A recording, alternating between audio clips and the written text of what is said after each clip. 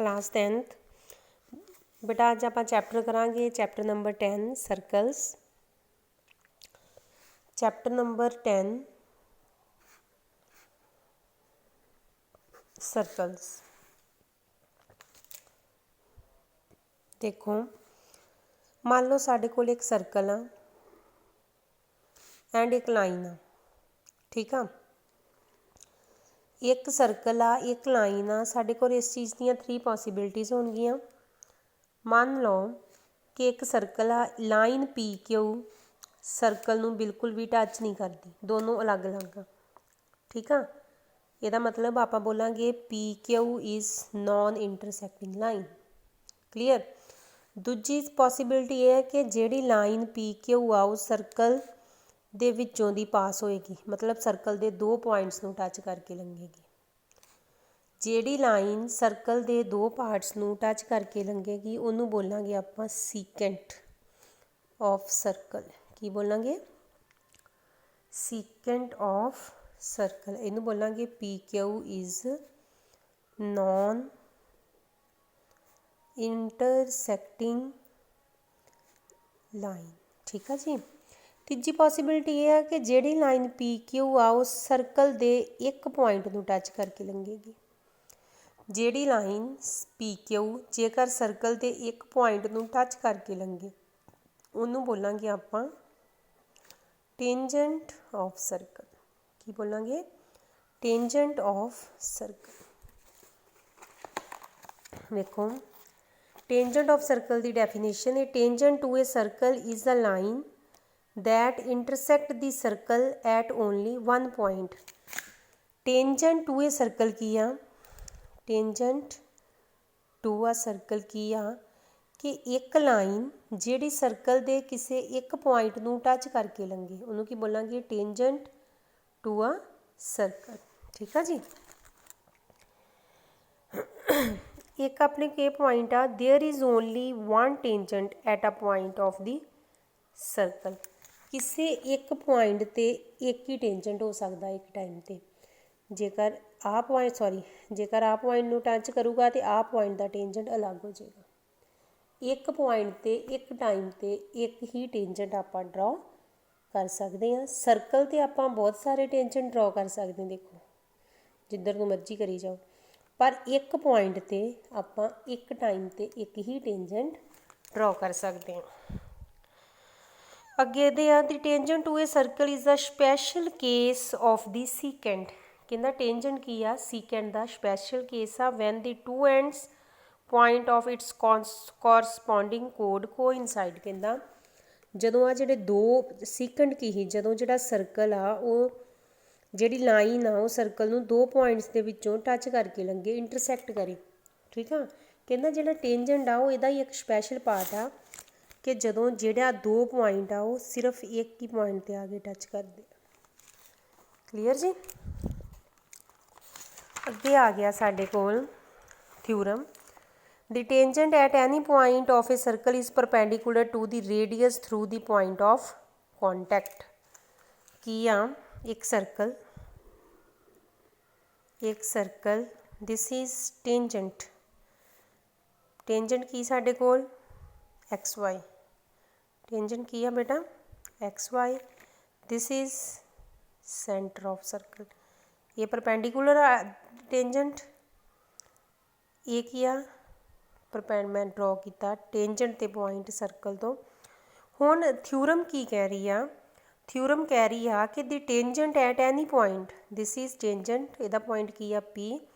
P जिहड़ा point आ वो सर्कल नूं टच करदा पिया आ is perpendicular to the radius through the point of contact. उस रेडियस तो जिहड़ा जिथे पॉइंट ऑफ कॉन्टैक्ट आ जो सेंटर तो आप ड्रॉ करांगे तो परपेंडिकुलर होएगा। मान लो आ टेंजेंट आ दिस वन, इहदा रेडियस दिस वन, ये भी क्या होएगा 90 डिग्री का, ये भी क्या होएगा 90 डिग्री का। मान लो मैं इधर ड्रॉ करदी हाँ सेंटर तो जदों आप टेंजेंट नूं ड्रॉ करांगे तो की होएगा परपेंडिकुलर होएगा। क्लीयर। अगे आ गई 10.1 how many tangent can a circle have. कहना एक सर्कल के किन्ने टेंजेंट हो सकते हैं।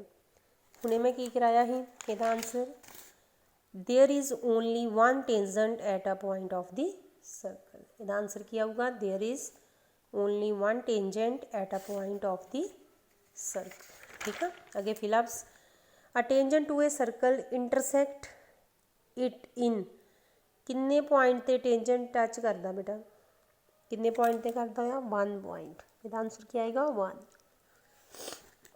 ए line intersecting a circle in 2 points की बोलते उन्होंने ਜਦੋਂ ਸਰਕਲ ਨੂੰ 2 ਪੁਆਇੰਟਾਂ ਦੇ ਟੱਚ ਕਰੇ ਕੋਈ ਲਾਈਨ ਤੇ ਕੀ ਬੋਲਦੇ ਆ ਜੀ ਸੀਕੈਂਟ। ਕੀ ਬੋਲਦੇ ਆ ਸੀਕੈਂਟ। ਇਹ circle can have dash parallel tangent at the most.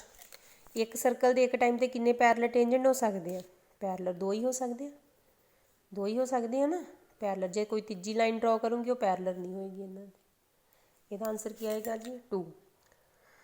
The common point of a tangent to a circle and the circle is called the common point of a tangent to a circle। कहना कोई circle आ this is tangent कहना जिहड़ा common point इनू की बोलते हैं इनू बोलते हैं बेटा point of contact। की बोलते हैं point of contact। वो वाला point जिथे सर्कल ते लाइन मैच कर जे टच करे ਉਹਨੂੰ ਕੀ ਬੋਲਦੇ ਆ ਪੁਆਇੰਟ ਆਫ ਕੰਟੈਕਟ। ਕਲੀਅਰ। ਅੱਗੇ ਵੇਖੋ ਕਹਿੰਦਾ ਇਹ tangent P Q at a point P some number ਕਿੰਨਾ ਕੁਐਸਚਨ ਨੰਬਰ ਵੇਖੋ 2 ਕੁਐਸਚਨ ਨੰਬਰ 3 ਸੌਰੀ। ਕਹਿੰਦਾ ਟੇਂਜੈਂਟ P Q at a point ਪੀ ਕੋਈ ਇੱਕ ਸਰਕਲ ਇਹਦੇ ਵਿੱਚ ਟੇਂਜੈਂਟ ਕਿਹੜਾ ਆ ਪੀ ਕਿਊ। This is P so this is Q of a circle of radius 5 centimeter।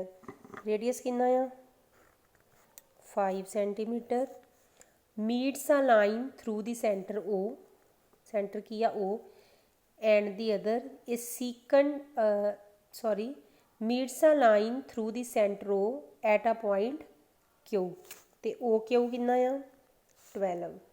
O Q कितना है जी 12। पी क्यू की लेंथ फाइंड करो की फाइंड करना है लेंथ ऑफ पी क्यू। बेटा पाइथागोरस थ्योरम सारिया ने की है। हाँ जी इत्थे सब तो पहला 90 डिग्री किवें आया इत्थे लगनी है थ्योरम। की लिखोगे ओ पी कितना बेटा 5 ओ क्यू कितना है 12 पी क्यू असी फाइंड करना है।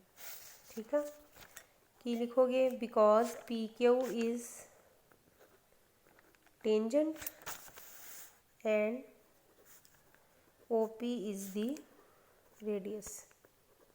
ओ पी की है रेडियस तो एंगल ओ पी क्यू के बराबर आऊगा 90 डिग्री। थ्योरम आ लिख देनी है the tangent at any point to a circle is perpendicular to the radius through the point of contact. इतने सारी थ्योरम लिख देनी थ्योरम नंबर 10.1। ठीक है ये स्टेटमेंट लिखनी है सारी। अगे की लिखोगे इन राइट एंगल ट्रायंगल केड़ी राइट एंगल ट्रायंगल बेटा O P Q by Pythagoras theorem. Pythagoras theorem की होंगी है हाइपोटेन्यूज का स्केयर के बराबर बेस का स्केयर प्लस परपेंडिकुलर का स्केयर। हाइपोटेन्यूज की है इत्थे ओ क्यू बेस कितना है बेटा पी क्यू परपेंडिकुलर कितना है ओ पी। वैल्यूज फिल कर दो 12 का square P Q square plus 5 square 144 P Q square 25 plus का इधर जाके कहता हो गया जी -9 की आया साढ़े को 119 पी क्यू स्केयर। यदा मतलब पी क्यू कितना आ गया √119। मतलब ऑप्शन केड़ी करैक्ट आ डी। ऑप्शन केड़ी करैक्ट आ जी डी। क्लियर।